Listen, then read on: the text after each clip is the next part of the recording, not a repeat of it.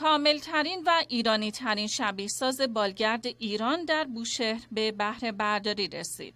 آن هم با حضور امیر دریادار سیاری، معاون هماهنگ کننده و رئیس ستاد ارتش و امیر دریادار ایرانی، فرمانده نیروی دریایی ارتش.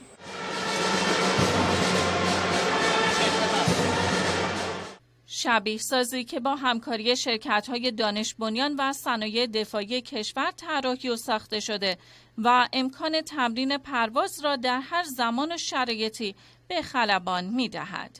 شبیه ساز بالگردی توی هوانیروز داشتیم، خود قدیمی بود. اینا مال سالهای قبل از انقلاب، یعنی حداقل 47 سال از عمرش گذشته. جوابگوی نیازمندی فناوری امروز نبوده.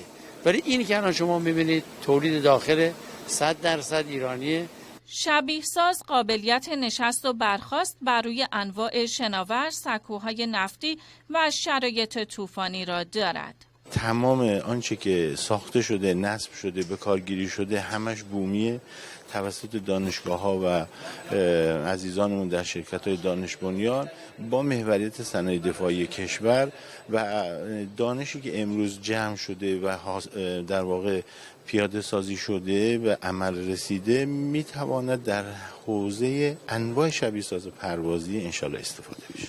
مرکز آموزش خلبانی نیروی دریایی در بوشهر قرار دارد و خلبان‌های تازه وارد با این شبیه ساز 15 تا 20 ساعت آموزش می‌بینند. واقعا اگه بگم خیلی ارزون پای ما در اومده، به اصطلاح بیراه نگفتم.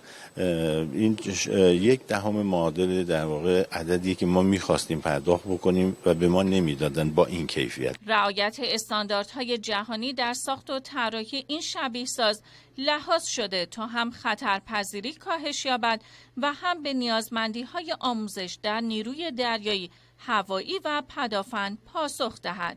نیروی دریایی ارتش در راستای توانمندسازی خلبان‌های بالگرد 3 شبیه ساز دیگر را در دست ساخت دارد. بهار مسعودی، خبرگزاری صدا و سیما، بوشهر.